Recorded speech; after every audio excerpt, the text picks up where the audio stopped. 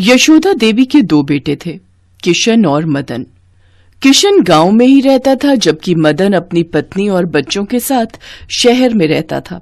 छठ पूजा का त्योहार आने वाला था। किशन ने अपने भाई मदन को फोन मिलाया। अरे कैसा है मदन? सीमा और बच्चे कैसे हैं? ठीक हूँ भैया, बस आजकल तो कारखाने की छुट्टियां चल रही हैं। अब तो छठ पूजा के बाद ही कारखाना खुलेगा। दिवाली के त्योहार के कारण कामकाज इतना था नहीं। और आप बताओ, माँ कैसी है, भाभी बच्चे? सब बढ़िया। मैंने इसलिए तुझे फोन किया है, माँ को मत बताना कि मैंने फोन किया है। माँ का बहुत मन था कि इस बार सीमा गांव में ही छठ पूजा का व्रत करे। बहुत समय भी हो गया सबसे मिले। एक काम कर, तू इस बार छठ पूजा पर गांव ही आ जा, माँ को बहुत अच्छा लगेगा। ठीक है भैया, अब तुमने कहा है तो मेरा भी मन गांव आने को कर रहा है। मैं सीमा से बात करता हूँ और माँ को सरप्राइज दे दूंगा, ये ठीक रहेगा। हाँ, तू चिंता मत कर, मैं माँ को कुछ नहीं कहूंगा। तू अपने आप आना, तो माँ तुम्हें अचानक देखेंगी तो खुश हो जाएंगी। और फिर मदन ने पत्नी और बच्चों के साथ छठ पर्व पर गांव जाने का प्रोग्राम बना लिया। जब वो लोग अचानक से पहुंचे तो यशोदा देवी की खुशी का ठिकाना नहीं था। आखिर बेटा, बहू, पोता पोती बहुत दिनों बाद जो मिल रहे थे। बस भाभी, बैगन का चोखा इतना स्वादिष्ट बना है ना कि आनंद आ गया। कुछ भी कहो भाभी, गांव की सब्जी और फलों में अलग ही बात है। हमारे शहर में इतना स्वादिष्ट बैंगन का चोखा मैं बना ही नहीं पाती, जितनी मर्जी कोशिश कर लूं। यहाँ के मसाले में, सब्जियों में अलग ही खुशबू है। नहीं, ऐसी बात नहीं है। तुम भी बहुत स्वादिष्ट बनाती हो। वो कभी कभी जब हम अपने हाथों का खाकर ऊब जाते हैं ना, तो हमें दूसरों के हाथ का भोजन अच्छा लगता है। इसी बात पर एक रोटी और ले लो। तुम लोगों ने अचानक से आकर जो मुझे खुशी दी है ना बेटा, मैं बता नहीं सकती। दादी, मुझे गांव घूमना है। दादी, मुझे भी गांव घूमना है। अरे बच्चों, चिंता मत करो। छठ पूजा पर हम पूरा गांव घूमेंगे। नदी घाट पर जाएंगे, वहाँ मेला लगता है, खूब घूमेंगे। चलो मुन्नी बिट्टू, मैं तुम्हें अपने खिलौने दिखाती हूँ। आओ बिट्टू, मैं तुम्हें अपना बैट बॉल दिखाता हूँ। चलो, बच्चे तो खेलने में मस्त हो गए। अच्छा माँ, बता दो, छठ पूजा के लिए क्या क्या सामान लाना है? मैं और मदन बाजार जा रहे हैं तो लेते आएंगे। राधा बहू, तुम बता दो एक बार क्या क्या लाना है, और सीमा बहू भी सब कुछ देख लेगी कि गांव में छठ पूजा कैसे होती है। हर साल तो शहर में ही होती है ये, इसलिए छठ पूजा इस बार गांव की भी देखो बहू। जी माँ। छठ पूजा के लिए सारा सामान आ जाता है। सीमा हैरान रह जाती है कि शहर में तो ज्यादातर सामान बना बनाए ही मंगवाया जाता था, पर यहाँ पर तो पूरे पारंपरिक तरीके से छठ पूजा के लिए एक एक चीज घर पर बनाई जा रही थी। देखो सीमा, चना दाल, कद्दू की सब्जी, ठेकुआ चावल का भात, खीर, सब कुछ घर पर बनेगा। माँ, ये बांस के सूप, टोकरी, फल भी ले आए हैं। क्या हुआ सीमा, क्या देख रही हो? यही सोच रही हूँ कि यहाँ तो मुझे कितना कुछ देखने और सीखने को मिल रहा है, पर शहर में तो मैं बिल्कुल अकेली होती थी, मन ही नहीं लगता था। 3 दिन अकेले बहुत बोर हो जाती थी। कुछ भी कहो, त्योहार अपनों के साथ मिलकर जो खुशी देते हैं ना, वो खुशी अकेले नहीं मिलती। अपनी सास और जेठानी से सीमा को इतना प्यार मिलता है कि वो खुशी से भावुक हो जाती है। 3 दिन तक सीमा सबके साथ छठ पूजा के व्रत को नियम से करती रही। सुबह शाम भगवान सूर्य को अर्घ्य देने के लिए वो लोग नदी घाट पर जाते थे। व्रत के आखिरी दिन जब सब लोग सुबह के समय घाट पर पहुंचे तो सूर्य उगने की प्रतीक्षा करने लगे। पहले जब हम व्रत रखा करते थे ना बहू, तो मेरी जेठानी, देवरानी, पड़ोसन सब हम मिलकर छठ पूजा के लिए 3 बजे घाट पर आकर बैठ जाते थे। लंबी लाइन लगती थी उस समय। माँ जी, आपको फिर भूख प्यास लगती थी जब आप छठ पूजा का व्रत करते थे? नहीं बहू, पता ही नहीं चलता था। 3 दिन तैयार होना, श्रृंगार करना, भजन कीर्तन करना, दिन ऐसे ही बीत जाते थे कि भूख प्यास की सुध ही नहीं रहती थी। अच्छा, बहू बेटे शहर से आए हैं इस बार छठ मनाने के लिए? हाँ शांति बहन, बहू बेटे कहाँ हैं तुम्हारे? अरे घाट के दूसरी तरफ पूजा कर रहे हैं। मेरे से इतना चला नहीं जाता तो थक कर यहीं बैठ गई। कब आए ये लोग? नमस्ते चाची जी, हम लोग परसों आए थे। बच्चों ने कहा कि माँ चलो, तुम भी घाट पर, तो साथ आ गई। बस सूर्य देवता का इंतजार हो रहा है, वो दर्शन दे तो बहुएं पूजा कर लेंगी। हाँ, बहू भी वही इंतजार कर रही है। भीड़ भी बहुत है। चलो अच्छा है, हर बार शहर की छठ पूजा देखते हो, इस बार गांव की देख रही हो। सब लोग बातें करते रहे। सीमा को, बच्चों को गांव का माहौल बहुत अच्छा लग रहा था, पर अचानक मौसम बदल गया। तेज हवाएं चलने लगी। सब लोग वहीं खड़े रहे, कोई भी अपनी जगह से नहीं हटा। देखा सीमा, अगर शहर में ऐसा आंधी तूफान होता तो अब तक सब लोग पीछे हट गए होते। गांव में यही तो है, अगर पूजा करनी है तो पूरे विश्वास के साथ करनी। कोई भी नहीं घबराता इस आंधी तूफान से, क्योंकि यहाँ के लोगों को ऐसे मौसम को झेलने की आदत होती है।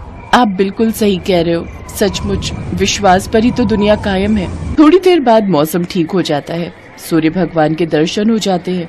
सीमा अपनी जेठानी राधा के साथ पूजा के लिए सामान निकाल रही थी। अचानक उसने देखा कि सब बच्चे तो हैं, पर बिट्टू कहीं दिखाई नहीं दे रहा था। सब लोग घबरा जाते हैं। सीमा का रो रो कर बुरा हाल था। सुनो जी, बिट्टू कहाँ चला गया? घबराओ नहीं बहू, ये गांव है। यहाँ अगर कोई बच्चा खो जाता है तो कहीं नहीं जाता, किसी न किसी को मिलेगा तो वो ले आएगा। धैर्य रखो, छठी मैया से और सूर्य भगवान से प्रार्थना करो कि हमारा बिट्टू हमें मिल जाए। मदन, तू उस तरफ जा, मैं इस तरफ जाता हूँ। जरूर वो झूले के पास गया होगा। सब लोग बिट्टू को ढूंढने लगते हैं। सीमा और राधा भगवान सूर्य और छठ मैया से प्रार्थना करती हैं। तभी दो आदमी बिट्टू को लेकर आ जाते हैं। किशन और मदन भी तब तक आ चुके थे। सब लोग बिट्टू को देखकर खुश हो जाते हैं। सीमा एकदम से बिट्टू को गोदी में ले लेती है। घबराइए नहीं बहन जी, बच्चे ने हमें बताया कि ये यशोदा जी का पोता है, तो हम लोग पहचान गए। हमें पता था आप लोग घाट पर ही होंगे। अरे किशोर, रघु, तुम दोनों? किशोर, रघु, बिट्टू तुम्हें कहाँ मिला? रघु ने और मैंने मिलकर इस बार मेले में झूला लगाया। बिट्टू हमें झूला झूलने के लिए कह रहा था, पर आसपास इसके माता पिता को देखा नहीं, तो हमें चिंता हुई। एक लड़के को खड़ा करके झूला के पास हम दोनों इसे यहाँ ले आए। जब इसने अपनी दादी का नाम यशोदा देवी बोला और अपने ताऊजी का नाम किशन बोला, तो हम पहचान गए कि ये आपके घर का ही लड़का है।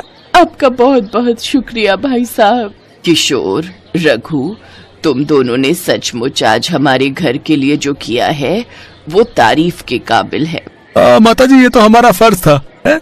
और छठ मैया और भगवान सूर्य के होते हुए बिट्टू को कैसे कुछ हो सकता था? यहाँ पर सब छठ पूजा के लिए आए हैं, इसलिए सबकी सुरक्षा रखना हमारा फर्ज है। अच्छा माताजी, अब हम चलते हैं। गांव वालों का इतना अच्छा स्वभाव देखकर सीमा हैरान रह जाती है। बिट्टू सही सलामत मिल गया। वो छठ मैया और भगवान सूर्य को धन्यवाद कहती है। भगवान सूर्य और छठ मैया के आशीर्वाद से छठ पूजा बहुत धूमधाम से संपन्न होती है। उसके बाद खुशी खुशी कुछ दिन अपने परिवार के साथ गांव में रहकर सीमा और मदन शहर लौट आते हैं। छठ पूजा के दिन नजदीक आ रहे थे। सुरेश बड़ी मेहनत से दिन रात एक करके बांस के सूप और दौरा तैयार कर रहा था, पर आज वो जब उन्हें बाजार में बेचने गया तो एक भी दौरा और सूप नहीं बिका। वो थका हारा घर वापस लौट आया। अभी छठ पूजा को 3 दिन बाकी है। छठ मैया का नाम लेकर कल दोबारा फिर सूप और दौरा बेचने जाना। मुझे विश्वास है छठी मैया हमारी सहायता जरूर करेंगी। माँ, छठ पूजा में तुम खीर पूरी बनाओगी ना? हाँ हाँ, मुझे भी खीर पूरी खानी है, और मुझे 2 कटोरी भर कर देना और भानु भैया को 1। बड़ी आई 1 कटोरी देने वाली। माँ, अगर ये 2 लेगी तो मैं भी 2 कटोरी ही खाऊंगा। अरे तुम दोनों लड़ो नहीं, मैं तुम दोनों को बराबर ही दूंगी मेरे प्यारे बच्चों। हे छठ मैया, हमारी मदद करो, इनका सामान बिक जाए। आपके नाम में बहुत शक्ति है माँ, आपने हमेशा दुखियों की सहायता की है छठ मैया। सरला छठ मैया को याद करती है और उनसे प्रार्थना करती है। उधर सुरेश बांस से बनाए सूप और दौरा बेचने निकल पड़ता है। दौरा ले लो, सूप ले लो। बहन जी, क्या दूं? कुछ खरीद लो भैया जी, आज सुबह से बोनी नहीं हुई। सुनो जी, बड़ी दुकान से खरीदेंगे। पता नहीं, ये बांस की टोकरी तो पुरानी लग रही है और सूप भी मैले हैं। भैया, ये बांस कच्चा इस्तेमाल किया हुआ है। नहीं नहीं, हमें नहीं लेने। अरे खरीद लेती, उस बेचारे की भी थोड़ी कमाई हो जाती। ले लो भैया सूप, ले लो बांस की टोकरी ले लो। सब लोग बड़े बाजारों से खरीद रहे हैं, क्या करूं छठी मैया, मेरी मदद करो माँ, कोई भी नहीं खरीद रहा माँ। सुरेश निराश होकर घर वापस आ जाता है। कुछ खाने को नहीं है जी, थोड़े से चावल रखे थे, भानु और सोनम को उबाल कर दे दिए हैं। सरला, छठ मैया का नाम लेकर ही आज भी ये टोकरी और सूप बेच रहा था, पर किसी ने भी नहीं खरीदे। तुम कहती हो छठ मैया बहुत दयालु है, वो हम गरीबों की जरूर सुनेंगी, पर अगर कल भी मेरी कमाई नहीं हुई तो मुझ गरीब की छठ पूजा का क्या होगा? कैसे छठी मैया को खीर पूरी और ठेकुआ का भोग लगेगा? शांत हो जाइए, कोई बात नहीं। छठी मैया को हम प्रेम और भक्ति से एक फूल भी अर्पण करें तो वो प्रसन्न होती है। अब सो जाओ, फिर सुबह तुम जल्दी उठ जाओगे। सुरेश का मन परेशान था। सरला भी सो रही थी और सुरेश सुबह तड़के ही उठकर घर से निकलने लगा। अभी तो 4 बजे हैं, आप बहुत जल्दी उठ गए। हाँ, मैं सोच रहा हूँ बाजार खुलने से पहले ही पहुँच जाता हूँ। सुबह सुबह लोगों का आना शुरू होता है, शायद कोई खरीद ले। सूप ले लो, दौरा ले लो। ए छठी मैया, आज कोई ग्राहक आ जाए, मेरी विनती सुनो मैया। घर पर सरला भी सोच में होगी, मैं आज खाली हाथ घर नहीं जा पाऊंगा माँ। टोकरी और सूप लेकर बैठे बैठे सुरेश को शाम हो जाती है, पर ना जाने लोग उसकी ओर देखते और मुंह फेर कर सामान अच्छी दुकान से खरीदने लगते। शायद बेचारे गरीब सुरेश के फटे हाल कपड़े और मैली चप्पल देखकर ही लोग उससे कुछ भी नहीं खरीद रहे थे। वो बेचारा भी क्या करता, भला उस गरीब पर कौन दयालु होता। सुरेश हिम्मत हार चुका था। वो रोने लगा और अपना सामान लेकर वापस घर चल पड़ा। मैं घर जाकर बच्चों को क्या जवाब दूंगा? सरला का छठ पूजा का व्रत है, वो शाम को क्या खाएगी? ए छठी मैया, हम भक्तों के विश्वास की लाज रखो माँ। कहाँ हो मैया, मेरी मदद करो मैया। रोते रोते परेशान हालत में सुरेश घर की ओर जा रहा था। अचानक चक्कर खाकर वो जमीन पर गिर पड़ा। नारायण नारायण, देवी छठी, ये आपकी कैसी लीला है माँ? आपका भक्त सुरेश बेहोश होकर धरती पर गिर गया है। घर पर इसके बीवी बच्चे आपके नाम का जाप कर रहे हैं कि आपके व्रत और पूजन से इनके घर में खुशियाँ आएंगी। हे छठ मैया, इनकी सहायता करो। नारद मुनि, मैं अपने भक्तों के विश्वास को कभी भी डगमगाने नहीं दूंगी। मेरा छठा रूप इस प्रकृति और भक्तों के कल्याण के लिए ही हुआ है। जो कोई भक्त प्रेम और श्रद्धा से मुझे याद करेगा, मेरा आशीर्वाद सदैव उनके साथ रहेगा। देखते ही देखते छठी मैया एक बूढ़ी औरत का रूप ले लेती है और सुरेश के पास पहुंचती है। सुरेश को जब होश आता है, वो अपने आप को एक झोपड़ी में पाता है। आप कौन है माँ, और मैं यहाँ कैसे आया? बेटा, तुम रास्ते में बेहोश हालत में गिरे हुए थे, मैं ही तुम्हें यहाँ लाई हूँ।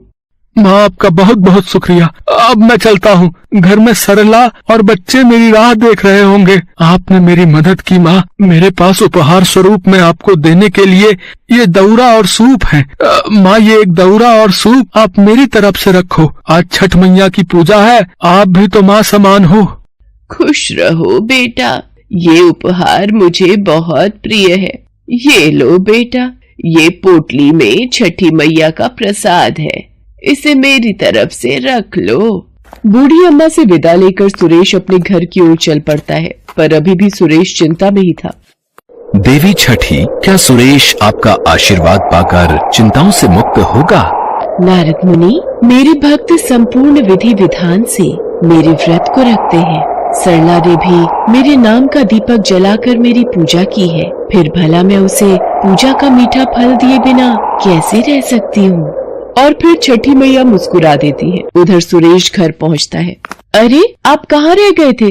मैं बड़ी देर से पूजा के लिए आपका इंतजार कर रही थी। और ये 2000 रुपए इतने के ही थे ना, सब मिलाकर सूप और टोकरियाँ? बहुत खुश हुई वो महिला, बोल रही थी कि बाजार से नहीं खरीद कर ला सकी। किसी ने हमारा पता दिया था, तो जो आप घर पर रख गए थे वो सारे उन्होंने खरीद लिए।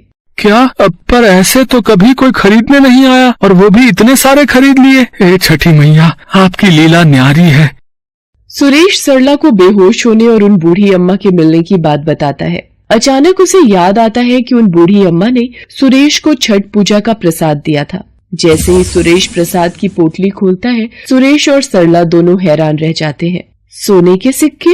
हाँ सरला, ये तो सोने के सिक्के हैं। तो क्या वो बूढ़ी अम्मा साक्षात छठी मैया थी? हे छठी मैया, आपकी जय हो। मैं आपको पहचान नहीं सका, आपने मेरी जान बचाई, मुझे उपहार में इतना कुछ दे दिया। मैया, आपने मेरी झोली खुशियों से भर दी। और वो जो घर पर आई थी, क्या वो भी छठी मैया थी? सुनो जी, छठी मैया ने हमारे जीवन में खुशियाँ दे दी। सरला छठी मैया को प्रणाम करके उनका व्रत और पूजन संपूर्ण करती है। बच्चे भी बहुत खुश थे। देवी छठी आपकी जय हो। आज तो आपकी अद्भुत लीला देखकर मेरा भी मन खुशी से प्रफुल्लित हो उठा है। सही कहते हैं, जो कोई मनुष्य भी छठ पूजा करता है उसके सारे संकट आप दूर कर देती हैं। आपका व्रत निसंतान को संतान प्राप्ति, निर्धन को धन देता है और रोगी को निरोगी बना देता है। जो कोई भी सच्चे भाव से छठ पूजा का व्रत और पूजन करता है उसके घर में सदैव सुख समृद्धि का वास होता है।